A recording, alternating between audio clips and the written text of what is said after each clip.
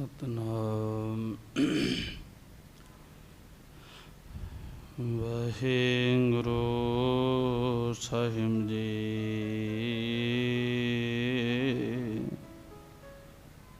श्री नानक पद पंकज बंदना भग पंकज बंदना।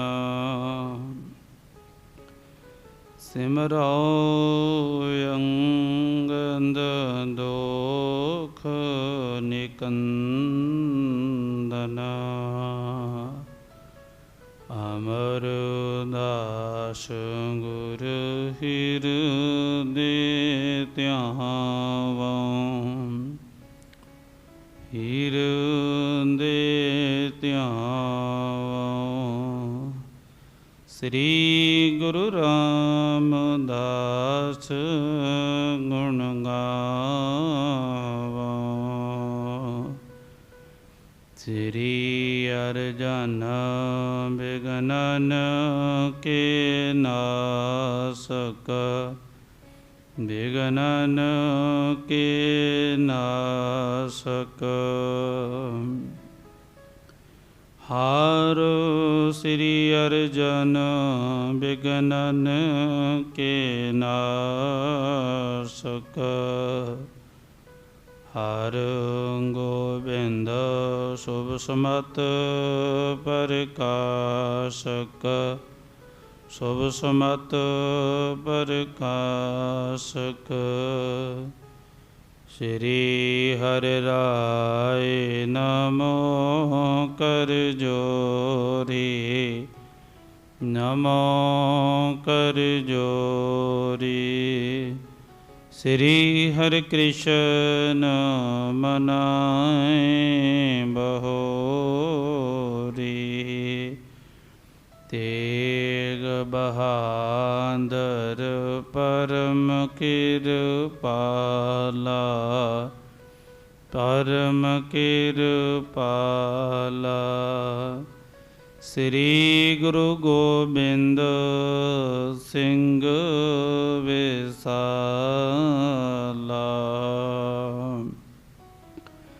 तरौं तरा तर पुन पुन सीसा। वाहिगुरु पुन पुन सीसा। बंदो बार बार जगदीसा। जाम है अमृत ज्ञान है मानक भगत बैराग। श्री गुरु ग्रंथ साहिब युद्धद बंदो कर अनुराग। एक ओंकार सतगुरु तिह प्रसाद सच होए। वाहिगुरु जी की फतेह है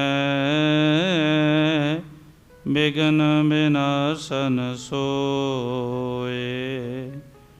वाहिगुरु जी की फतेह है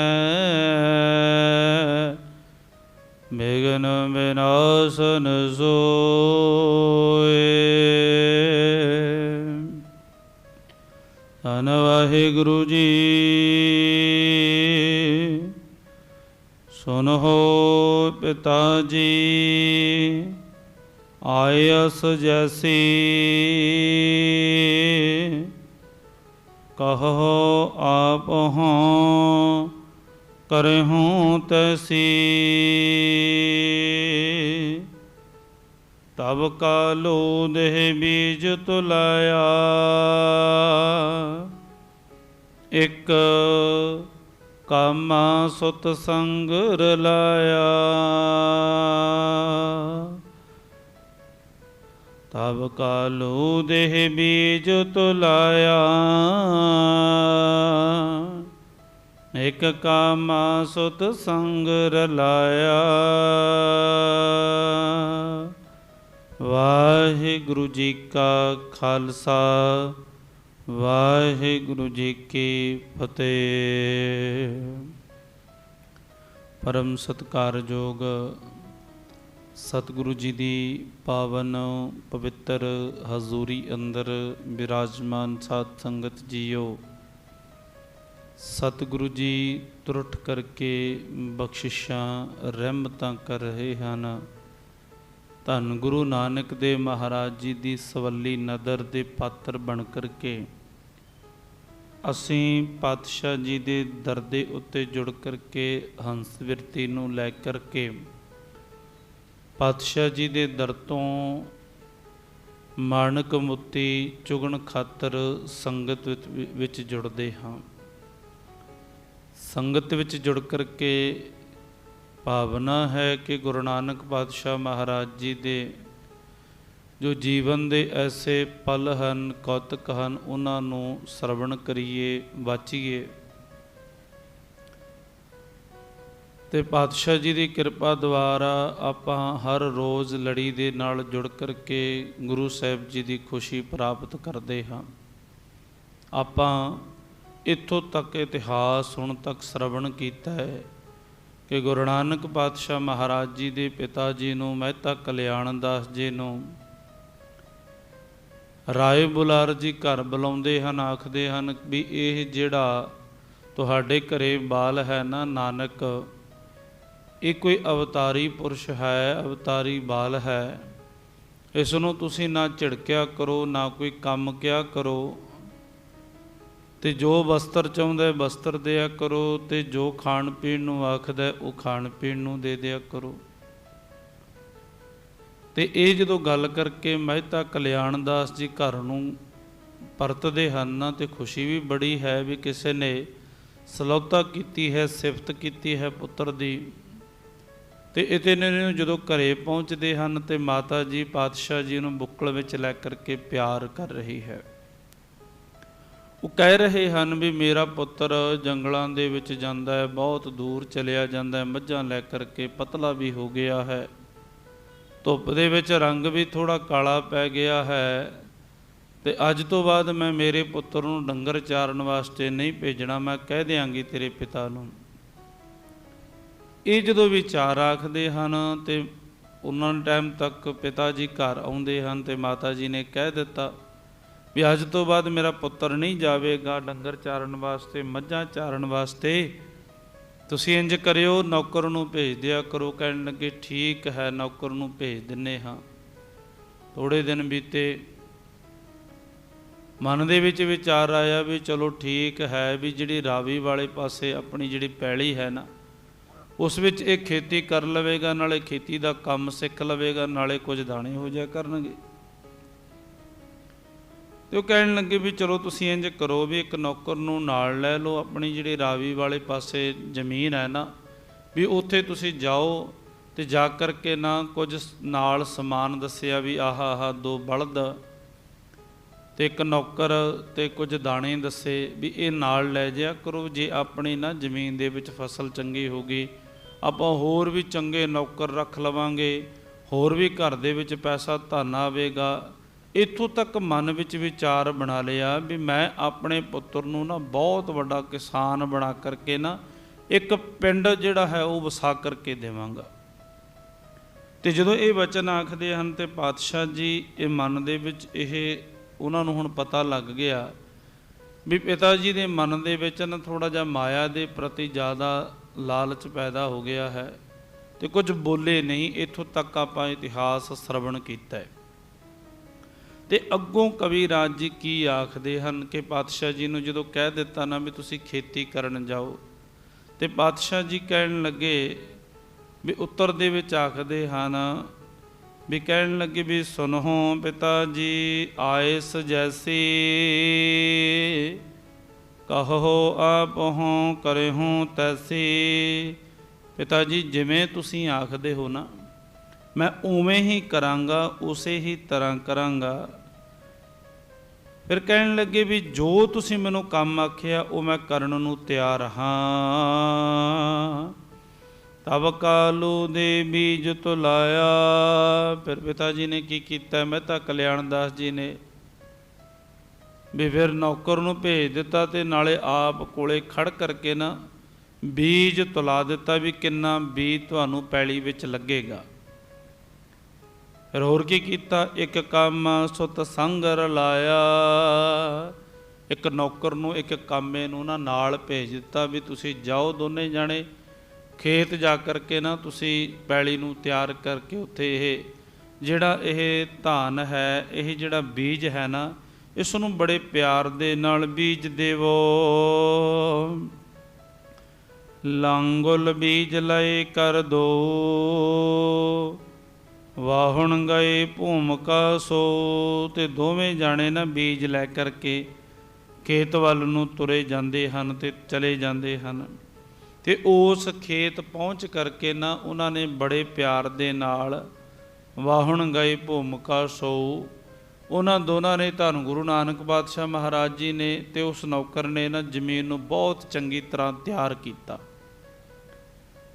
ਤਿਆਰ ਕਰਕੇ ਵਾਹ ਕੇ ਚੰਗੀ ਤਰ੍ਹਾਂ ਤੇ ਉਹਨਾਂ ਉਸ ਨੂੰ ਤਿਆਰ ਕਰਕੇ ਨਾ ਫਿਰ ਕੀ ਕੀਤਾ, ਕਹਿਣ ਲੱਗੇ ਕਹੂੰ ਕਹੂੰ ਕਾਢਿਓ ਸਿਆਰਾ। ਤੇ ਕਿਤੇ ਕਿਤੇ ਉਹਨਾਂ ਨੇ ਨਾ ਚੰਗੇ ਬਹੁਤ ਸੋਹਣੇ ਗੁਰੂ ਨਾਨਕ ਪਾਤਸ਼ਾਹ ਮਹਾਰਾਜ ਜੀ ਨੇ ਸਿਆੜ ਕੱਢੇ।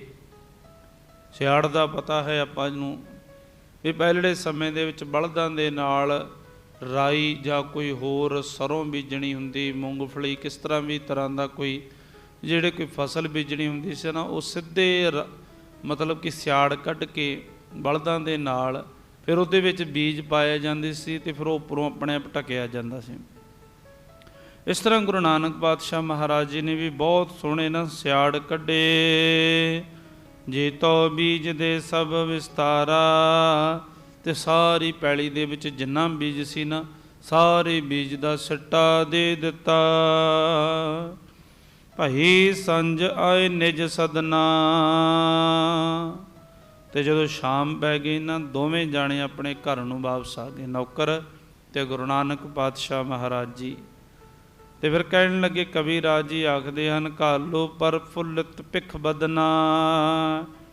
ਤੇ ਮਹਿਤਾ ਕਾਲੂ ਜੀ ਗੁਰੂ ਨਾਨਕ ਦੇ ਪਾਤਸ਼ਾਹ ਮਹਾਰਾਜ ਜੀ ਨੂੰ ਦੇਖ ਕਰਕੇ ਹੁਣ ਭਾਈ ਖੇਤ ਚੋਂ ਆਏ ਹਨ, ਥੱਕੇ ਹਨ।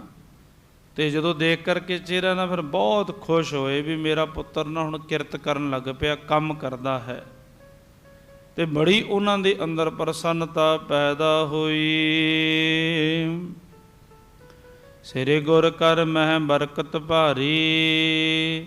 ਤੇ ਗੁਰੂ ਨਾਨਕ ਪਾਤਸ਼ਾਹ ਮਹਾਰਾਜ ਜੀ ਦੇ ਹੱਥਾਂ ਦੇ ਵਿੱਚ ਨਾ ਬਹੁਤ ਭਾਰੀ, ਬਹੁਤ ਵੱਡੀ ਬਰਕਤ ਹੈ, ਬਹੁਤ ਵੱਡੀਆਂ ਬਖਸ਼ਿਸ਼ਾਂ ਹਨ। ਕਹਿ ਮੈਂ ਸਖਤ ਸੋ ਕਰਹਿ ਉਚਾਰੀ। ਤੇ ਕਬੀਰਾਜ ਜੀ ਕਹਿਣ ਲੱਗੇ ਵੀ ਜੋ ਮੈਂ ਉਹਨਾਂ ਦੀ ਵਡਿਆਈ ਦੇ ਵਿੱਚ ਕਹਿ ਸਕਦਾ ਹਾਂ ਨਾ, ਉਹ ਮੈਂ ਆਪ ਜੀ ਦੇ ਨਾਲ ਸਾਂਝਾ ਕਰ ਰਿਹਾ ਹਾਂ। ਦਿਵਸ ਤੀਸਰੇ ਪੀ ਸਭ ਜਾਈ, ਜਨ ਅਵਨੀ ਨਿਜ ਆਨੰਦ ਜਨਾਈ। ਤੀਸਰੇ ਦਿਨ ਹੀ ਨਾ ਉਹ ਜਿਹੜੀ ਫਸਲ ਬੀਜੀ ਸੀ, ਜਿਹੜੇ ਦਾਣੇ ਧਾਨ ਬੀਜਿਆ ਸੀ, ਉਹ ਫਿਰ ਤੀਸਰੇ ਦਿਨ ਹੀ ਨਾ ਬਹੁਤ ਸੋਹਣੇ ਹਰੇ ਭਰੇ ਹਰਿਆਵਲ ਖੇਤ ਹੋ ਗਏ, ਕਿਉਂਕਿ ਗੁਰੂ ਨਾਨਕ ਪਾਤਸ਼ਾਹ ਮਹਾਰਾਜ ਜੀ ਦੇ ਚਰਨ ਪਏ ਸਨ। ਕਬੀਰਾਜ ਜੀ ਕਹਿਣ ਲੱਗੇ, ਮਾਨੋ ਉਹ ਜਿਹੜੀ ਧਰਤੀ ਹੈ ਨਾ, ਉਹ ਪਾਤਸ਼ਾਹ ਜੀ ਦੇ ਚਰਨ ਪੈਣ ਦੇ ਨਾਲ, ਸਤਿਗੁਰੂ ਜੀ ਦੇ ਹੱਥਾਂ ਦਾ ਸਪਰਸ਼ ਹੋਣ ਦੇ ਨਾਲ ਨਾ, ਉਹ ਜਿਹੜੀ ਧਰਤੀ ਹੈ, ਰਾਵੀ ਦੇ ਕਿਨਾਰੇ ਕਿਨਾਰੇ ਜਿਹੜੀ ਪੈਲੀ ਹੈ ਨਾ, ਤੇ ਉਹ ਨਾ ਬਹੁਤ ਆਨੰਦਮਈ ਹੋ ਗਈ। ਕਾਲੂ ਜਾਏ ਕ੍ਰਿਖੀ ਜਬ ਦੇਖਾ। ਤੇ ਫਿਰ ਮਹਿਤਾ ਕਾਲੂ ਜੀ ਵੀ ਗੇੜਾ ਮਾਰਨ ਗਏ ਭਾਈ, ਵੀ ਕਿਵੇਂ ਦੀ ਫਸਲ ਬੀਜੀ ਹੈ, ਕਿਵੇਂ ਦਾ ਕੀ ਹਾਲ ਹੈ, ਦੇਖ ਕੇ ਧਾਈਏ। ਤੇ ਜਦੋਂ ਗਏ ਨਾ, ਫਿਰ ਸਦਨ ਉਗੀ ਪਾ ਮੋਦ ਵਿਸੇਖੇ। ਤੇ ਉਹਨਾਂ ਨੇ ਕੀ ਦੇਖਿਆ ਨਾ, ਵੀ ਜਿੰਨੀ ਵੀ ਫਸਲ ਬੀਜੀ ਸੀ ਬਹੁਤ ਸੋਹਣੀ ਸੰਘਣੀ, ਤੇ ਬਹੁਤ ਆਪਣੇ ਆਪ ਦੇ ਵਿੱਚ ਟਹਿਲ ਰਹੀ ਹੈ, ਆਪਣੇ ਆਪ ਵਿੱਚ ਖੁਸ਼ ਹੈ। ਕਿਉਂਕਿ ਜਿਸ ਜਗ੍ਹਾ ਦੇ ਉੱਤੇ ਮੇਰੇ ਪਾਤਸ਼ਾਹ ਜੀ ਦੇ ਚਰਨ ਪੈ ਜਾਣ, ਗੁਰੂ ਨਾਨਕ ਦੇ ਮਹਾਰਾਜ ਜੀ ਦੀ ਜਿੱਥੇ ਬਖਸ਼ਿਸ਼ ਹੋ ਜੇ, ਉਹ ਧਰਤੀ ਕਿਉਂ ਨਾ ਆਨੰਦ ਮਾਣੇਗੀ, ਉਹ ਫਸਲ ਕਿਉਂ ਨਾ ਟਹਿਲ ਪਹਿਲ ਕਰੇਗੀ। ਤੇ ਇਹ ਸਭ ਕੁਝ ਦੇਖ ਕਰਕੇ ਨਾ ਪਿਤਾ ਜੀ ਬਹੁਤ ਖੁਸ਼ ਹੋਏ ਤਾਤ ਮਮ ਵੱਡ ਕਿਰਕਾਰਾ। ਤੇ ਆਪਣੇ ਪੁੱਤਰ ਨੂੰ ਵੱਡਾ ਕਿਸਾਨ ਬਣਾਵਾਂਗਾ। ਗੱਲਾਂ ਵੀ ਕਰਦਾ ਹੈ ਵੀ ਮੈਂ ਨਾ ਆਪਣੇ ਪੁੱਤਰ ਨੂੰ ਬਹੁਤ ਵੱਡਾ ਕਿਸਾਨ ਬਣਾ ਦਾਂਗਾ। ਆਪਣੇ ਮਨ ਵਿੱਚ ਵੀ ਹੁੰਦਾ ਹੈ ਕਿ ਆਪਣੇ ਬੱਚੇ ਨੂੰ ਅਸੀਂ ਇਹ ਬਣਾਵਾਂਗੇ, ਇਸ ਤਰ੍ਹਾਂ ਦਾ ਇਸ ਨਾਲ ਇਹਨਾਂ ਨੂੰ ਪੜ੍ਹਾਈ ਐਜੂਕੇਸ਼ਨ ਦੇਵਾਂਗੇ। ਹਰ ਇੱਕ ਮਨ ਦੇ ਵਿੱਚ ਹੁੰਦਾ ਹੈ ਕਿ ਭਾਈ ਮੈਂ ਆਪਣੇ ਪੁੱਤਰ ਨੂੰ ਕੀ ਬਣਾਉਣਾ ਹੈ। ਅਤੇ ਇਹ ਕੰਮ ਦੇਖ ਕਰਕੇ ਨਾ ਸਾਲਾਨਾ ਯੋਗ ਕੰਮ ਦੇਖ ਕਰਕੇ ਤਾਂ ਪਿਤਾ ਜੀ ਕਹਿਣ ਲੱਗੇ ਵੀ ਮੈਂ ਆਪਣੇ ਪੁੱਤਰ ਨੂੰ ਬਹੁਤ ਵੱਡਾ ਕਿਸਾਨ ਬਣਾ ਦਾਂਗਾ। ਦਿਓ ਵਸਾਇਕ ਗ੍ਰਾਮ ਨਿਰਾਰਾ, ਅਤੇ ਇਹਨਾਂ ਨੂੰ ਨਾ ਵੱਖਰਾ ਇੱਕ ਪਿੰਡ ਬਣਾ ਕਰਕੇ ਦੇਵਾਂਗਾ ਵੀ ਧੰਨ ਗੁਰੂ ਨਾਨਕ ਦੇਵ ਮਹਾਰਾਜ ਜੀ ਦੇ ਕੋਲੇ ਉਹਨਾਂ ਦੀ ਮਲਕੀਅਤ ਹੋਵੇਗੀ। ਅਤੇ ਫਿਰ ਪਾਤਸ਼ਾਹ ਜੀ ਦੇ ਚਰਨਾਂ ਵਿੱਚ ਸਾਰੀ ਦੁਨੀਆ ਜੁੜੇਗੀ। ਹੁਕਮ ਚੱਲੇਗਾ ਵੀ ਸਾਡਾ ਵੀ ਕੋਈ ਰਾਜ ਭਾਗ ਹੋਵੇਗਾ, ਸਾਡਾ ਹੁਕਮ ਚੱਲਿਆ ਕਰੇਗਾ ਜਦੋਂ ਪੈਸਾ ਧਨ ਆ ਗਿਆ। ਤੇ ਅੱਗੋਂ ਕਹਿਣ ਲੱਗੇ ਨਿਪਜਾ ਬਨ ਤਨ ਅਨਕ ਵਿਦਿਨ ਸੋ, ਤੇ ਇਹ ਕੀ ਕਰੇਗਾ ਨਾ ਜਦੋਂ ਵੱਡਾ ਹੋ ਗਿਆ ਤੇ ਅੱਜ ਤੇ ਪੈਲੀ ਬੀਜੀ ਹੈ ਤੇ ਭਿੰਨ ਭਿੰਨ ਪ੍ਰਕਾਰ ਦੀਆਂ ਕਈ ਤਰ੍ਹਾਂ ਦੀਆਂ ਜਿਹੜੀਆਂ ਖੇਤੀਆਂ ਹਨ, ਕਈ ਪ੍ਰਕਾਰ ਦੇ ਇਹ ਕੰਮ ਕਰੇਗਾ। ਆਇਓ ਕਰਤ ਚਿਤਵਨ ਨਿਜ ਮਨਸਿਓ, ਤੇ ਇਸ ਤਰ੍ਹਾਂ ਉਹ ਆਪਣੇ ਮਨ ਵਿੱਚ ਨਾ ਚਿਤਵਦਾ ਤੇ ਚੱਕਰ ਮਾਰ ਕਰਕੇ ਆਪਣੇ ਘਰ ਨੂੰ ਵਾਪਸ ਚਲਾ ਗਿਆ।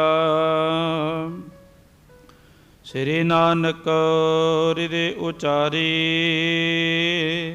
ਤੇ ਧੰਨ ਗੁਰੂ ਨਾਨਕ ਦੇਵ ਮਹਾਰਾਜ ਜੀ ਨੇ ਇੱਕ ਮਨ ਵਿੱਚ ਨਾ ਵਿਚਾਰ ਬਣਾ ਲਈ ਵੀ ਇਹ ਵਿਚਾਰ ਬਣਾਈ ਵੀ ਹੁਣ ਨਾ ਜਿਹੜਾ ਇਹ ਫਸਲ ਨੂੰ ਦੇਖ ਕਰਕੇ ਵੀ ਬਹੁਤ ਖੁਸ਼ ਹੋਏ ਹਨ ਤੇ ਮਨ ਦੇ ਵਿੱਚ ਸੋਚਦੇ ਵੀ ਹਨ ਵੀ ਪਿੰਡ ਬਣਾਵਾਂਗੇ, ਪੈਸਾ ਧਨ ਹੋਵੇਗਾ, ਨੌਕਰ ਚਾਕਰ ਵਧਣਗੇ। ਧਨ ਤ੍ਰਿਸ਼ਨਾ ਦਿਨ ਪ੍ਰਤ ਪਿਤ ਭਾਰੀ, ਤੇ ਗੁਰੂ ਨਾਨਕ ਪਾਤਸ਼ਾਹ ਮਹਾਰਾਜ ਜੀ ਦੇ ਪਿਤਾ ਨੂੰ ਹਰ ਰੋਜ਼ ਹੁਣ ਤ੍ਰਿਸ਼ਨਾ ਵੱਧਦੀ ਜਾ ਰਹੀ ਹੈ। ਪਹਿਲਾਂ ਮੱਝਾਂ ਚੰਗੀਆਂ ਹੋ ਗਈਆਂ, ਦੁੱਧ ਵੱਧ ਗਈਆਂ, ਜਿਹੜੇ ਉਹਨਾਂ ਦੇ ਕਟਰੂ ਬਛਰੂ ਸੀ ਉਹ ਵੀ ਬਹੁਤ ਖੁਸ਼ ਹੋਏ, ਮੱਝਾਂ ਭਾਰੀਆਂ ਮੋਟੀਆਂ ਵੀ ਹੋ ਗਈਆਂ। ਤੇ ਹੁਣ ਕਹਿਣ ਲੱਗੇ ਵੀ ਹੁਣ ਜੇ ਫਸਲ ਬੀਜਣ ਗਏ ਹਨ ਤੇ ਹੋਈ ਵੀ ਬਹੁਤ ਸੋਹਣਾ ਕਰ ਦਿੱਤਾ ਕੰਮ, ਤੇ ਹੁਣ ਨਾ ਤ੍ਰਿਸ਼ਨਾ ਵੱਧਦੀ ਜਾ ਰਹੀ ਹੈ। ਜਾਣਤੇ ਅਬ ਹੀ ਬਨਹਿ ਨ ਬੇਰੋ, ਤੇ ਇਹ ਜਿਹੜਾ ਝੰਜਟ ਹੈ ਨਾ ਵੀ ਤ੍ਰਿਸ਼ਨਾ ਵਾਲਾ, ਬਹੁਤਾ ਪੈਸਾ ਕਮਾਉਣਾ, ਬਹੁਤਾ ਧਨ ਕਮਾਉਣ ਦਾ ਢੰਗ ਹੈ ਜਿਹੜਾ, ਇਹ ਜਿਹੜਾ ਝੰਜਟ ਹੈ ਨਾ ਇਹ ਆਪਾਂ ਅੱਜ ਹੀ ਖਤਮ ਕਰ ਦਿੰਨੇ ਹਾਂ। ਧਨ ਖਟਨੇ ਕੋ ਮਿਟਵੈ ਝੇਰੋ, ਤੇ ਕਹਿਣਗੇ ਬਹੁਤਾ ਧਨ ਬਹੁਤਾ ਪੈਸਾ ਇਕੱਤਰ ਕਰਨ ਦਾ, ਪੈਸਾ ਕਮਾਉਣ ਦਾ ਜਿਹੜਾ ਇਹ ਝੰਜਟ ਹੈ ਨਾ ਅੱਜ ਹੀ ਮੁਕਾ ਦਿੰਨੇ ਹਾਂ। ਵੈਸੇ ਬੌਰ ਖੇਤ ਰਖਵਾਰੀ, ਤੇ ਧੰਨ ਗੁਰੂ ਨਾਨਕ ਦੇਵ ਮਹਾਰਾਜ ਜੀ ਨਾ ਹਰ ਰੋਜ਼ ਅੱਜ ਹੁਕਮ ਹੋਇਆ ਸੀ ਨਾ ਵੀ ਭਾਈ ਕਿਤੇ ਇਹ ਨਾ ਹੋਵੇ ਵੀ ਕਿਤੇ ਖੇਤੀ ਪੈਲੀ ਬੀਜ ਕਰਕੇ ਆ ਜਾਓ ਵੀ ਉਹਦੀ ਰਾਖੀ ਵੀ ਨਾ ਕਰੋ। ਹਰ ਰੋਜ਼ ਰਾਖੀ ਕਰਨ ਜਾਇਆ ਕਰੋ, ਕੋਈ ਡੰਗਰ ਨਾ ਵੜ ਜੇ ਜਾਂ ਕੋਈ ਹੋਰ ਕਿਸੇ ਪ੍ਰਕਾਰ ਦਾ ਕੋਈ ਉਜਾੜਾ ਨਾ ਹੋ ਜੇ, ਤੁਸੀਂ ਧਿਆਨ ਰੱਖਣਾ ਹੈ। ਤੇ ਅੱਜ ਵੀ ਧੰਨ ਗੁਰੂ ਨਾਨਕ ਦੇਵ ਮਹਾਰਾਜ ਜੀ ਰਾਖੀ ਕਰਨ ਵਾਸਤੇ ਬੈਠ ਗਏ। ਬਜ ਰਹੇ ਕਿਸਨਾ ਚਰਹੇ ਪਸ ਝਾਰੀ, ਅੱਜ ਕੀ ਕੀਤਾ ਨਾ ਸਤਿਗੁਰੂ ਜੀ ਨੇ, ਪਾਤਸ਼ਾਹ ਜੀ ਨੇ ਅੱਜ ਕਿਸੇ ਨੂੰ ਵੀ ਵਰਜਿਆ ਨਹੀਂ, ਮਤਲਬ ਕਿਸੇ ਪੰਛੀ ਨੂੰ, ਕਿਸੇ ਡੰਗਰ ਨੂੰ ਰੋਕਿਆ ਨਹੀਂ ਵੀ ਭਾਈ ਸਾਰੇ ਆਉਂਦੇ ਰਹੇ ਤੇ ਆਪਣੇ ਆਪਣੇ ਹਿਸਾਬ ਦੇ ਨਾਲ ਸਾਰਿਆਂ ਨੇ ਚਰਨਾ ਸ਼ੁਰੂ ਕਰ ਦਿੱਤਾ। ਰਾਸ਼ਵ ਬੜਵਾ ਗੋ ਮ੍ਰਿਗ ਬਰਿੰਦਰਾ, ਤੇ ਉਸ ਦੇ ਵਿੱਚ ਕਹਿਣ ਲੱਗੇ ਘੋੜੇ, ਖੋਤੇ, ਗਊਆਂ, ਹਿਰਨ ਆਦਿਕ ਸਾਰੇ ਹੀ ਪਸ਼ੂ ਚਰ ਰਹੇ ਸਨ। ਚਰਤ ਖੇਤ ਰਹਿ ਵੈਸ ਆਨੰਦਾ, ਤੇ ਗੁਰੂ ਨਾਨਕ ਪਾਤਸ਼ਾਹ ਮਹਾਰਾਜ ਜੀ ਨਾ ਉਹਨਾਂ ਨੂੰ ਚਰਦਿਆਂ ਨੂੰ ਦੇਖ ਕਰਕੇ ਆਪ ਬੜੇ ਆਨੰਦ ਵਿੱਚ ਬੈਠੇ ਹਨ, ਬੜਾ ਆਨੰਦ ਮਹਿਸੂਸ ਕਰ ਰਹੇ ਹਨ। ਤੇ ਜਦੋਂ ਇਹ ਸਾਰੀ ਘਟਨਾ ਵਾਪਰਦੀ ਹੈ, ਅੱਗੋਂ ਕਵੀਰਾਜ ਜੀ ਕਹਿਣ ਲੱਗੇ ਚੌਪਈ ਦਿਨ ਦੋ ਇੱਕ ਮਹਿ ਦੀਨ ਨਵੇਰੀ, ਤੇ ਕਹਿਣ ਲੱਗੇ 2 ਕੁ ਦਿਨਾਂ 'ਚ ਨਾ ਸਾਰੀ ਖੇਤੀ ਸੀ ਜਿਹੜੀ ਨਾ ਉਹ ਨਿਬੇੜ ਦਿੱਤੀ। ਕਹਿਣ ਤੋਂ ਭਾਵ ਕਿ ਉਹ ਸਾਰੀ ਪਸ਼ੂਆਂ ਡੰਗਰਾਂ ਨੂੰ ਚਰਾ ਦਿੱਤੀ। ਇੱਕ ਨਾਮ ਬੂਟ ਜਹੈ ਸਗਨ ਘਨੇਰੀ, ਤੇ ਕਹਿਣ ਲੱਗੇ ਇੱਕ ਵੀ ਬੂਟਾ ਨਹੀਂ ਬਚਿਆ। ਜਿਹੜੀ ਪੈਲੀ ਬਹੁਤ ਸੋਹਣੀ ਸੰਘਣੀ ਖੜੀ ਸੀ ਨਾ ਫਸਲ, ਉਹਦੇ ਵਿੱਚੋਂ ਹੁਣ ਇੱਕ ਵੀ ਬੂਟਾ ਨਹੀਂ ਬਚਿਆ। ਕਾਲੂ ਗਇਓ ਬਿਲੋਕਨ ਖੇਤੋ, ਤੇ ਫਿਰ ਪਿਤਾ ਜੀ ਮਹਿਤਾ ਕਲਿਆਣ ਦਾਸ ਜੀ ਫਿਰ ਚੱਕਰ ਮਾਰਨ ਜਾਂਦੇ ਹਨ ਵੀ ਭਾਈ ਆਪਣੀ ਪੈਲੀ ਕਿੰਨੀ ਵੱਡੀ ਹੋ ਗਈ ਹੈ, ਕਿਤਨਾ ਵੱਡਾ ਖੇਤ ਹੋ ਗਿਆ ਹੈ, ਦੇਖ ਕਰਕੇ ਆਈਏ। ਡਿੱਗ ਬੈਠੇ ਬੇਦੀ ਕੁਲ ਕੇਤੂ। ਤੇ ਉਸੇ ਹੀ ਜਗ੍ਹਾ ਦੇ ਉੱਤੇ ਕੀ ਦੇਖਿਆ, ਤੇ ਧੰਨ ਗੁਰੂ ਨਾਨਕ ਦੇਵ ਮਹਾਰਾਜ ਜੀ ਬੜੇ ਹੀ ਆਨੰਦ ਸੁਭਾਅ ਦੇ ਵਿੱਚ ਨਾ ਨਿਰੰਕਾਰ ਦਾ ਸ਼ੁਕਰ ਕਰਦੇ ਹੋਏ ਬੈਠੇ ਹਨ। ਫਿਰੈ ਕੇਦਾਰ ਮਦ ਪਸ ਬਿੰਦਰਾ। ਕਹਿਣ ਲੱਗੇ ਫਸਲ ਵਿੱਚ ਬਹੁਤ ਸਾਰੇ ਪਸ਼ੂ ਫਿਰ ਰਹੇ ਸਨ, ਬਹੁਤ ਹੀ ਡੰਗਰ ਚਰ ਕਰਕੇ ਨਾ ਆਪਣਾ ਆਪ ਦੇ ਵਿੱਚ ਬੜਾ ਆਨੰਦ ਮਾਣ ਰਹੇ ਸਨ। ਕਿਸੇ ਨਾ ਵਰਜੈ ਆਨੰਦ ਕੰਦਾ। ਤੇ ਕਿਸੇ ਨੂੰ ਧੰਨ ਗੁਰੂ ਨਾਨਕ ਦੇਵ ਮਹਾਰਾਜ ਜੀ ਨਾ ਵਰਜ ਨਹੀਂ ਰਹੇ, ਮਤਲਬ ਕਿ ਰੋਕ ਨਹੀਂ ਰਹੇ ਹਨ। ਅਸਬਿਦ ਦੇਖ ਕ੍ਰੋਧ ਪਾ ਕਾਲੂ। ਤੇ ਫਿਰ ਇਹ ਦੇਖ ਕਰਕੇ ਨਾ ਪਿਤਾ ਜੀ ਨੂੰ ਬਹੁਤ ਗੁੱਸਾ ਆਇਆ। ਆਪਾਂ ਨੂੰ ਵੀ ਕਈ ਵਾਰੀ ਆਪਣਾ ਬੱਚਾ ਹੈ ਜਿਹੜਾ ਕਈ ਵਾਰੀ ਨੁਕਸਾਨ ਕਰੇ ਤੇ ਆਪਾਂ ਨੂੰ ਵੀ ਗੁੱਸਾ ਆਉਂਦਾ ਹੈ, ਤੇ ਪਿਤਾ ਜੀ ਨੂੰ ਵੀ ਸੁਭਾਵਿਕ ਹੈ ਭਾਈ ਗੁੱਸਾ ਆਉਣਾ ਸੀ, ਕਿਉਂਕਿ ਫਸਲ ਉੱਜੜ ਚੁੱਕੀ ਹੈ। ਹੁਣ ਕਿਸੇ ਨੂੰ ਕੀ ਪਤਾ ਹੈ ਵੀ ਇਹ ਜਿਹੜੇ ਪਸ਼ੂ ਡੰਗਰ ਚਰ ਰਹੇ ਹਨ ਵੀ ਧੰਨ ਗੁਰੂ ਨਾਨਕ ਦੇਵ ਮਹਾਰਾਜ ਜੀ ਆਪ ਨਿਰੰਕਾਰ ਹਨ। ਪਾਤਸ਼ਾਹ ਜੀ ਆਖਦੇ ਹਨ ਵੀ ਪੈਲੀ ਵੀ ਨਿਰੰਕਾਰ ਦੀ ਹੈ ਤੇ ਮੱਝਾਂ ਗਾਵਾਂ ਵੀ ਨਿਰੰਕਾਰ ਦੀਆਂ ਹਨ, ਫਿਰ ਕੀ ਹੋ ਗਿਆ ਜੇ ਚਰ ਲਿਆ। ਉਹਨਾਂ ਦਾ ਕਨਸੈਪਟ ਸੋਚਣ ਦਾ ਕੁਝ ਹੋਰ ਹੈ ਤੇ ਆਪਣੇ ਵਰਗੇ ਇਨਸਾਨਾਂ ਦਾ ਤੇ ਸੋਚਣ ਦਾ ਕੁਝ ਹੋਰ ਹੁੰਦਾ ਹੈ। ਆਪਣਾ ਆਪਣਾ ਹਰ ਇੱਕ ਇਨਸਾਨ ਦਾ ਨਜ਼ਰੀਆ ਹੈ। ਤੇ ਇਹ ਜਦੋਂ ਦੇਖ ਕਰਕੇ ਨਾ ਪਿਤਾ ਜੀ ਬਹੁਤ ਹੀ ਆਪਣੇ ਆਪ ਦੇ ਵਿੱਚ ਨਾ ਗੁੱਸਾ ਹੋਏ। ਮੁਖ ਬੋਲਤ ਦੁਰਬਚਨ ਵਿਸਾਲੋ। ਤੇ ਆਪਣੇ ਪੁੱਤਰ ਨੂੰ ਨਾ ਉਹਨਾਂ ਨੇ ਗੁੱਸੇ ਦੇ ਵਿੱਚ ਆ ਕਰਕੇ ਕੁਝ ਕਹਿਣ ਲੱਗ ਪਏ। ਦੁਰਬਚਨ ਦਾ ਅਖਰੀ ਅਰਥ ਹੁੰਦਾ ਹੈ ਵੀ ਮਾੜੇ ਸ਼ਬਦ ਕਹਿਣੇ ਸ਼ੁਰੂ ਕਰ ਦਿੱਤੇ। ਮੰਦ ਭਾਗ ਮੈਂ ਆਪਣਾ ਨਿਹਾਰਾ। ਕਹਿਣ ਲੱਗੇ ਮੈਨੂੰ ਇਹ ਲੱਗਦਾ ਹੈ ਵੀ ਸਾਡੇ ਮਾੜੇ ਭਾਗ ਹਨ ਵੀ ਤੂੰ ਸਾਡੇ ਘਰੇ ਪੈਦਾ ਹੋ ਗਿਆ। ਗੁਰੂ ਨਾਨਕ ਪਾਤਸ਼ਾਹ ਮਹਾਰਾਜ ਜੀ ਨੂੰ ਕਹਿਣ ਲੱਗੇ ਤੂੰ ਸੁਤ ਜਨਮਿਓ ਸਦਨ ਉਜਾਰਾ। ਕਹਿਣ ਲੱਗੇ ਤੂੰ ਜਿੱਦਣ ਦਾ ਜੰਮਿਆ ਹੈ ਨਾ ਉਦਣ ਦਾ ਤੂੰ ਸਾਡੇ ਘਰ ਦੇ ਵਿੱਚ ਉਜਾੜਾ ਹੀ ਉਜਾੜਾ ਕਰਦਾ, ਜਦੋਂ ਦੀ ਹੋਸ਼ ਸੰਭਾਲੀ ਹੈ। ਆਰ ਬਲਾ ਲਗ ਮਹਤਬ ਚਾਲੀ। ਕਹਿਣ ਲੱਗੇ ਜਦੋਂ ਦੀ ਤੇਰੀ ਛੋਟੀ ਉਮਰ ਸੀ ਨਾ ਉਦੋਂ ਤੋਂ ਹੀ ਘਰੋਂ ਬਰਤਨ ਲੈ ਜਾਂਦਾ ਸੀ, ਭਾਂਡੇ ਲੈ ਜਾਂਦਾ ਸੀ। ਜਿਹੜਾ ਭਾਂਡਾ ਲੈ ਗਿਆ ਉਹ ਜਾ ਕੇ ਗਰੀਬਾਂ ਨੂੰ ਦੇ ਆਉਂਦਾ ਸੀ, ਲੋੜਵੰਦ ਲੋਕਾਂ ਨੂੰ ਦੇ ਆਉਂਦਾ ਸੀ। ਤੂੰ ਤੇ ਹਰ ਰੋਜ਼ ਘਰ ਦੇ ਵਿੱਚ ਵੀ ਉਜਾੜਾ ਕੀਤਾ, ਅੱਜ ਖੇਤਾਂ ਵਿੱਚ ਵੀ ਉਜਾੜ ਕਰ ਦਿੱਤਾ। ਵਸਤ ਕੋਏ ਕੇ ਆਲਿਆ ਖਾਲੀ। ਤੇ ਕਹਿਣ ਲੱਗੇ ਵਸਤੂਆਂ ਗਵਾ ਕਰਕੇ ਨਾ ਘਰ ਦੇ ਵਿੱਚ ਖਾਲੀ ਪਰਤ ਆਉਂਦਾ ਸੀ। ਉਚਿਤ ਕਮਾਵਨ ਆਪੀ ਬੈਸਾ। ਕਹਿਣ ਲੱਗੇ ਹੁਣ ਤੇਰੀ ਉਮਰ ਸੀ ਕਮਾਉਣ ਦੀ। ਆਪਾਂ ਵੀ ਆਖਦੇ ਹਾਂ ਜਦੋਂ ਪੁੱਤਰ ਜਵਾਨ ਹੋ ਜੇ ਨਾ, ਆਪਾਂ ਆਖਦੇ ਹਾਂ ਭਾਈ ਵੀ ਹੁਣ ਸਮਾਂ ਹੈ, ਵੀ ਹੁਣ ਤੇਰੀ ਜਵਾਨੀ ਦਾ ਟਾਈਮ ਹੈ, ਹੁਣ ਪੈਸਾ ਧਨ ਕਮਾ। ਹਰੇਕ ਦੀ ਸੋਚ ਹੁੰਦੀ ਹੈ ਵੀ ਆਉਣ ਵਾਲਾ ਸਮਾਂ ਪਤਾ ਨਹੀਂ ਕਿਹੋ ਜਿਹਾ ਆਉਣਾ ਹੈ, ਵਿੱਚੇ 4 ਰੁਪਈਏ 4 ਛਿੱਲਣ ਆਪਣੇ ਕੋਲੇ ਹੋਣਗੀਆਂ ਤੇ ਤਾਂ ਹੀ ਆਪਾਂ ਔਖੇ ਸੌਖੇ ਸਮੇਂ ਦੇ ਵਿੱਚ ਔਖ ਸੌਖ ਦਾ ਸਮਾਂ ਜਿਹੜਾ ਹੈ ਉਹ ਕੱਟ ਸਕਦੇ ਹਾਂ। ਹਰ ਇੱਕ ਇਨਸਾਨ ਦੀ ਇਹ ਸੋਚ ਹੁੰਦੀ ਹੈ। ਤੇ ਪਿਤਾ ਜੀ ਵੀ ਆਖਦੇ ਹਨ ਵੀ ਜਿਹੜਾ ਤੇਰਾ ਹੁਣ ਸਮਾਂ ਹੈ ਨਾ ਉਚਿਤ ਕਮਾਵਨ ਅਬ ਭੀ ਬੈਸਾ। ਵੀ ਹੁਣ ਤੇ ਤੇਰਾ ਪੈਸਾ ਕਮਾਉਣ ਦਾ ਸਮਾਂ ਹੈ, ਵੀ ਹੁਣ ਇਹ ਸਮਾਂ ਲਾਇਕ ਹੈ। ਕਰਨ ਕੋ ਗੁਜਾਜ ਲਗੇ ਪੁਨ ਐਸਾ। ਪਰ ਤੂੰ ਇਹ ਮਾੜੇ ਕੰਮਾਂ ਦੇ ਵਿੱਚ ਪੈ ਗਿਆ। ਕਦੇ ਤੂੰ ਕਿਸੇ ਦੇ ਖੇਤਾਂ ਦੇ ਵਿੱਚ ਮੱਝਾਂ ਵਾੜ ਦਿੰਦਾ ਹੈ, ਕਦੇ ਤੂੰ ਆਪਣੇ ਖੇਤ ਦੇ ਵਿੱਚ ਮੱਝਾਂ ਵਾੜ ਕਰਕੇ ਚਰਾ ਦਿੰਦਾ ਹੈ, ਕਦੇ ਕਿਸ ਤਰ੍ਹਾਂ ਦਾ ਕੰਮ ਕਰਦਾ ਹੈ, ਕਦੇ ਕਿਸ ਤਰ੍ਹਾਂ ਦਾ ਕੰਮ ਕਰਦਾ ਹੈ। ਤੇ ਇਸ ਤਰ੍ਹਾਂ ਦੇ ਨਾਲ ਫਿਰ ਪੈਸਾ ਧਨ ਕਮਾਇਆ ਨਹੀਂ ਜਾਂਦਾ। ਮੁਝ ਪਛਾਤ ਖਾਏ ਕਿਰਕ ਕਰ ਕੋ।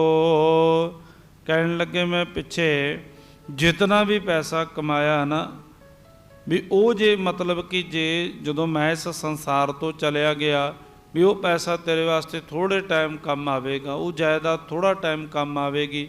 ਜਦੋਂ ਉਹ ਖਤਮ ਹੋ ਗਈ ਫਿਰ ਤੂੰ ਕੀ ਖਾਵੇਂਗਾ। ਰਲੇ ਫਕੀਰਨ ਸੋ ਤਜ ਘਰ ਕੋ। ਫਿਰ ਕਹਿਣ ਲੱਗੇ ਜਾ, ਜੇ ਕੋਈ ਕੰਮ ਨਹੀਂ ਨਾ ਕਰਨਾ, ਆਪਾਂ ਵੀ ਕਹਿ ਦਿੰਦੇ ਹਾਂ ਵੀ ਜਾ ਘਰ ਛੱਡ ਦੇ, ਫਕੀਰਾਂ ਨਾਲ ਰਲ ਜਾ। ਤੇ ਪਾਤਸ਼ਾਹ ਜੀ ਨੂੰ ਵੀ ਕਹਿ ਦਿੱਤਾ ਵੀ ਜਾ ਭਾਈ, ਜੇ ਕੋਈ ਕੰਮ ਨਹੀਂ ਕਰਨਾ ਨਾ ਜਾਂ ਫਕੀਰਾਂ ਨਾਲ ਰਲ ਜਾ, ਜਾ ਕੇ ਮੰਗ ਕੇ ਖਾਇਆ ਕਰ। ਫਿਰ ਹੁਣ ਹੋਰ ਕੀ ਹੈ। ਹੇਰ ਹੇਰ ਕਹਿਵਾ ਕ ਕਠੋਰਾ। ਤੇ ਬੜੇ ਗੁੱਸੇ ਦੇ ਵਿੱਚ ਵਾਰ-ਵਾਰ ਇਹ ਕਠੋਰ ਸ਼ਬਦ ਕਹਿ ਰਹੇ ਹਨ। ਲੱਖ ਕੁਚਾਲ ਕੋ ਰੋਸ ਨਾ ਥੋਰਾ। ਕਹਿਣ ਲੱਗੇ ਵੀ ਤੁਹਾਡੇ ਮਨ ਦੇ ਵਿੱਚ ਨਾ ਜਿਹੜਾ ਇਹ ਰੋਸ਼ ਹੈ ਮਹਿਤਾ ਕਾਲੂ ਜੀ ਦੇ ਮਨ ਦੇ ਵਿੱਚ ਹੋਣਾ, ਇਹ ਸੁਭਾਵਕ ਹੈ ਵੀ ਇਹ ਜਿਹੜੇ ਸ਼ਬਦ ਹਨ ਨਾ, ਇਹ ਕਹਿਣੇ ਸੁਭਾਵਕ ਹਨ ਵੀ ਇੱਕ ਪਿਤਾ ਆਪਣੇ ਪੁੱਤਰ ਨੂੰ ਆਖਦਾ ਹੀ ਹੈ ਵੀ ਭਾਈ ਚੰਗੇ ਕੰਮ ਕਰਿਆ ਕਰ। ਪਰ ਇਹ ਜਿਹੜੇ ਕਠੋਰ ਸ਼ਬਦ ਹਨ ਨਾ, ਦੇਖੋ ਕਿਤਨਾ ਵੱਡਾ ਕਨਸੈਪਟ ਹੈ, ਕਿਤਨੀ ਵੱਡੀ ਗੱਲ ਸਾਨੂੰ ਸਮਝਾ ਦਿੱਤੀ ਵੀ ਪਿਤਾ ਜੀ ਜਿਹੜੇ ਹਨ ਨਾ, ਕਿਸੇ ਦਾ ਵੀ ਪਿਤਾ ਹੋਵੇ, ਚਾਹੇ ਚੰਗਾ ਚਾਹੇ ਮਾੜਾ, ਕਿਸੇ ਦਾ ਵੀ, ਛੋਟੇ ਦਾ ਵੱਡੇ ਦਾ, ਜਦੋਂ ਕਿਸੇ ਨੂੰ ਕੋਈ ਵਰਜਦਾ ਹੈ, ਕਿਸੇ ਨੂੰ ਕੋਈ ਕਹਿੰਦਾ ਹੈ ਨਾ ਆਪਣੇ ਪੁੱਤਰ ਨੂੰ, ਕਦੇ ਵੀ ਪੁੱਤਰ ਦਾ ਪਿਤਾ ਕਦੇ ਮਾੜਾ ਨਹੀਂ ਚਾਹੁੰਦਾ। ਕਿਤਨੇ ਮਰਜ਼ੀ ਕਠੋਰ ਸ਼ਬਦ ਕਹੇ ਜਾਣ, ਕਦੇ ਵੀ ਆਪਣੇ ਪਿਤਾ ਦੇ ਨਾਲ ਜ਼ਬਾਨ ਨਹੀਂ ਲੜਾਉਣੀ ਚਾਹੀਦੀ। ਹੁਣ ਧੰਨ ਗੁਰੂ ਨਾਨਕ ਦੇਵ ਮਹਾਰਾਜ ਜੀ ਨੇ ਸਾਨੂੰ ਸਿਖਾ ਦਿੱਤਾ ਵੀ ਪਿਤਾ ਜੀ ਇੰਨੇ ਕਠੋਰ ਸ਼ਬਦ ਆਖ ਰਹੇ ਹਨ ਵੀ ਤੇਰੇ ਇਹ ਖੇਤੀ ਕਰਨੀ ਤੇਰੇ ਵੱਸ ਦਾ ਕੰਮ ਨਹੀਂ, ਤੂੰ ਭਾਈ ਜਾ ਫਕੀਰਾਂ ਦੇ ਨਾਲ ਰਲ ਜਾ, ਤੂੰ ਹੁਣ ਸਭ ਕੁਝ ਛੱਡ ਦੇ, ਮੰਗਣਾ ਸ਼ੁਰੂ ਕਰ ਦੇ। ਇਤਨੇ ਜਦੋਂ ਸ਼ਬਦ ਆਖੇ ਨਾ, ਤੇ ਕਵੀ ਰਾਜ ਜੀ ਕਹਿਣ ਲੱਗੇ ਵੀ ਧੰਨ ਗੁਰੂ ਨਾਨਕ ਦੇਵ ਮਹਾਰਾਜ ਜੀ ਦੇ ਮਨ ਦੇ ਵਿੱਚ ਨਾ 1% ਵੀ ਕਦੇ ਵੀ ਇਹ ਕਠੋਰ ਸ਼ਬਦਾਂ ਦਾ ਗੁੱਸਾ ਨਹੀਂ ਆਇਆ। ਤੁਝ ਜਨਮੇ ਤੇ ਕੋ ਗੁਣ ਮੋਹੇ, ਤੇ ਕਹਿਣ ਲੱਗੇ ਤੇਰੇ ਜੰਮਣ ਦਾ ਮੈਨੂੰ ਕੋਈ ਫਾਇਦਾ ਨਹੀਂ ਹੋਇਆ। ਇਹ ਵੀ ਸ਼ਬਦ ਕਹਿ ਦਿੱਤਾ। ਯਹਾਂ ਤੇ ਭਲੋ ਰਹਿਤ ਮੈਂ ਯੂੰ ਹੀ, ਤੇ ਕਹਿਣ ਲੱਗੇ ਤੇਰੇ ਨਾਲੋਂ ਚੰਗਾ ਨਾ ਮੈਂ ਐਵੇਂ ਹੀ ਰਹਿ ਜਾਂਦਾ ਵੀ ਚੱਲ ਕੋਈ ਗੱਲ ਨਹੀਂ ਭਾਈ, ਜੇ ਨਹੀਂ ਪੁੱਤਰ ਹੋਇਆ ਤਾਂ ਕੋਈ ਗੱਲ ਨਹੀਂ। ਇਹ ਜਿਹੜੇ ਸਾਰੇ ਸ਼ਬਦ ਨਾ ਧੰਨ ਗੁਰੂ ਨਾਨਕ ਦੇਵ ਮਹਾਰਾਜ ਜੀ ਨੂੰ ਪਿਤਾ ਜੀ ਕਹਿ ਰਹੇ ਹਨ। ਇੱਕ ਸਪੂਤ ਬਹੁਤ ਦਰਬ ਕਮਾਵਹਿ, ਇੱਕ ਪੁੱਤਰ ਹੁੰਦਾ ਹੈ ਵੀ ਬਹੁਤ ਧਨ ਕਮਾਉਂਦਾ ਹੈ, ਤੇ ਕਹਿਣ ਲੱਗੇ ਤੂੰ ਅਸ ਭਾ ਜੋ ਬਾਦ ਗਵਾਵਹਿ, ਤੂੰ ਇੱਕ ਪੁੱਤਰ ਜੰਮਿਆ ਹੈ ਵੀ ਤੂੰ ਸਾਰਾ ਕੁਛ ਹੀ ਗਵਾਈ ਜਾਂਦਾ ਭਾਈ, ਕੀ ਗੱਲ।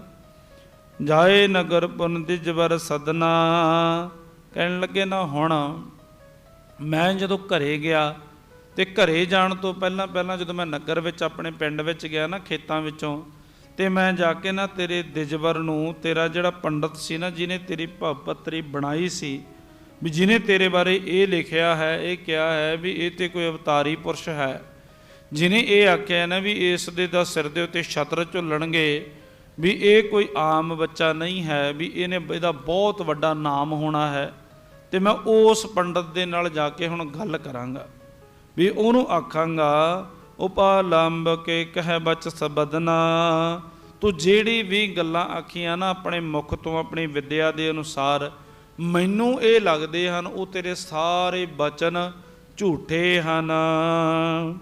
ਵੇਦ ਪੁਰਾਣ ਸਭੇ ਤੁਮ ਝੂਠੇ, ਇੱਥੋਂ ਤੱਕ ਕਹਿ ਦਿੱਤਾ ਵੀ ਤੂੰ ਆਪਣੇ ਵੇਦਾਂ ਦੇ ਵਿੱਚੋਂ ਪੜ੍ਹ ਕਰਕੇ ਮੈਨੂੰ ਸੱਚ ਨਹੀਂ ਦੱਸਿਆ, ਵੀ ਇਹ ਤੇਰਾ ਪੁੱਤਰ ਕੋਈ ਕੰਮ ਨਹੀਂ ਕਰੇਗਾ, ਨਿਕੰਮਾ ਰਹੇਗਾ, ਇਸ ਤਰ੍ਹਾਂ ਦੇ ਸ਼ਬਦ ਕਹਿਣ ਲੱਗਿਆ। ਮੈਂ ਜਾ ਕਰਕੇ ਨਾ ਉਸ ਪੰਡਤ ਦੇ ਨਾਲ ਗੱਲ ਕਰਨੀ ਹੈ। ਸੁਦੇ ਕਹੋ ਹੋਤ ਹੈ ਪੂਠੇ, ਕਹਿਣ ਲੱਗੇ ਤੁਸੀਂ ਕਹਿੰਦੇ ਸੀ ਵੀ ਇਹ ਬਹੁਤ ਵੱਡਾ ਪੈਗੰਬਰ ਬਣੇਗਾ, ਬਹੁਤ ਇਸ ਦਾ ਨਾਮ ਹੋਵੇਗਾ, ਜਿਹੜੀ ਤੁਸੀਂ ਗੱਲ ਆਖੀ ਹੈ ਨਾ ਉਹ ਸਾਰੀ ਹੀ ਪੁੱਠੀ ਪੈ ਰਹੀ ਹੈ। ਕਿਦੋਂ ਨਾ ਤੁਮ ਤੇ ਜਾਤ ਵਿਚਾਰੇ, ਕਹਿਣ ਲੱਗੇ ਕਿਤੇ ਤੁਹਾਡੇ ਤੋਂ ਪੜ੍ਹਦਿਆਂ ਤੋਂ ਜਾਂ ਵਿਚਾਰ ਕਰਦਿਆਂ ਤੋਂ ਕਿਤੇ ਕੋਈ ਭੁੱਲ ਤੇ ਨਹੀਂ ਹੋ ਗਈ।